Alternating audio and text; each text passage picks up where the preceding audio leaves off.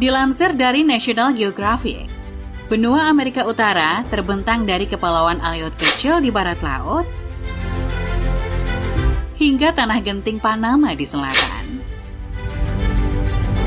Benua ini mencangkup Pulau Greenland yang sangat besar di timur laut dan negara-negara pulau kecil serta wilayah yang bertebaran di Laut Karibia dan Samudra Atlantik Utara. Uniknya, di bagian tersempit Panama, benua ini hanya memiliki lebar sekitar 50 km saja loh. Secara keseluruhan, benua ini meliputi wilayah sebesar 24.500.000 km persegi. Sekaligus merupakan benua terbesar ketiga di dunia. Seperti yang dilansir dari World Population Review, populasi di benua Amerika Utara di tahun 2023 ini mencapai 604.155.369 jiwa. Populasi terbanyak berada di Amerika Serikat, disusul Meksiko dan Kanada. Di benua Amerika Utara ini, terdapat semua jenis bioma utama yang ada di dunia. Bioma adalah komunitas hewan dan tumbuhan yang tersebar di wilayah yang luas dengan iklim yang relatif seragam.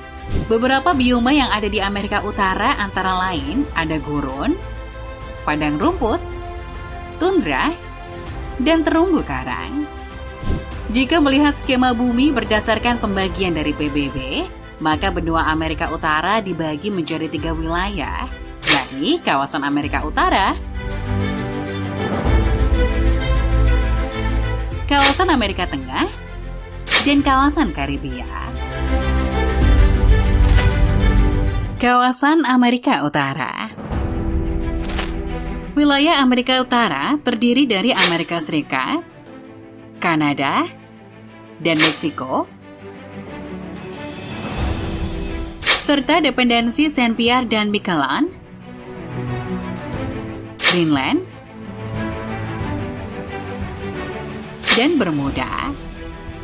Ada yang unik di kawasan ini karena terdapat Greenland yang merupakan pulau terbesar di dunia. Meskipun berada di bawah kerajaan Denmark yang berada di Eropa Utara, namun Greenland berada di lempeng tektonik Amerika Utara. Sehingga, secara geografis, negara ini dimasukkan ke dalam benua Amerika Utara. Kanada adalah negara terbesar di kawasan Amerika Utara dan benua Amerika secara keseluruhan. Tidak hanya itu, Kanada juga merupakan negara terbesar kedua di dunia setelah Rusia. Di posisi ketiga ada Amerika Serikat yang juga merupakan negara terbesar di dunia.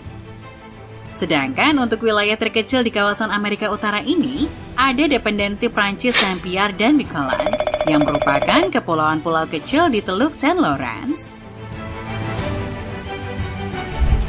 Di kawasan Amerika Utara ini memiliki beberapa iklim, seperti iklim kutub yang memiliki musim dingin yang panjang dan musim panas yang sangat pendek seperti di Greenland dan Kanada. Ada juga iklim subtropis dengan 4 musim, yakni musim dingin, musim panas, musim gugur, dan musim semi.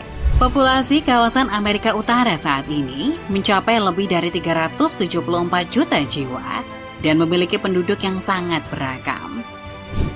Akibat kolonisasi Eropa di Amerika, sebagian besar orang Amerika Utara menggunakan bahasa Eropa seperti Inggris, Prancis, dan Spanyol. Budaya mereka pun umumnya mencerminkan tradisi Barat. Bahkan, bahasa Prancis secara historis memainkan peran penting di Amerika Utara. dan sampai sekarang mempertahankan keberadaannya yang khas di beberapa wilayah. Contohnya di Kanada, yang secara resmi adalah bilingual.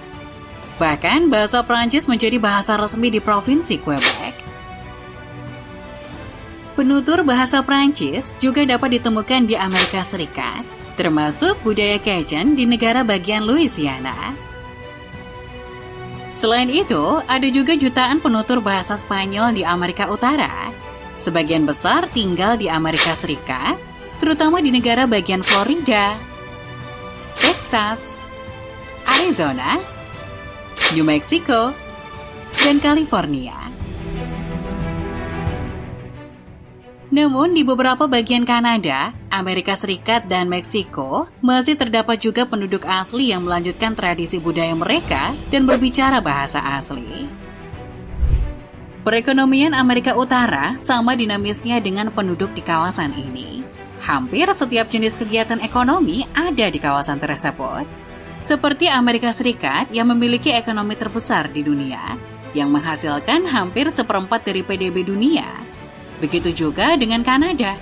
Meskipun ekonomi Kanada tidak sebesar Amerika Serikat, tetapi Kanada merupakan anggota G7, yang merupakan kelompok ekonomi paling maju di dunia. Beberapa negara bagian Amerika Serikat dan Provinsi Kanada terkenal dengan keberadaan industri tertentu, seperti minyak dan gas misalnya, yang merupakan industri penting di negara bagian Texas di Amerika Serikat dan Provinsi Alberta di Kanada. Selain itu, penangkapan ikan juga masuk industri penting di kemaritiman Kanada. Di antara Kanada, Amerika Serikat, dan Meksiko, perekonomian Meksiko adalah yang terkecil di kawasan ini dan sangat bergantung pada ekspor. Ekspor utama Meksiko meliputi mobil, mesin, dan peralatan listrik, dan bahan bakar mineral termasuk minyak. Sudah dapat dipastikan bahwa mitra dagang terbesar Meksiko sudah tentu adalah Amerika Serikat yang menjadi tujuan 80% ekspor negara tersebut.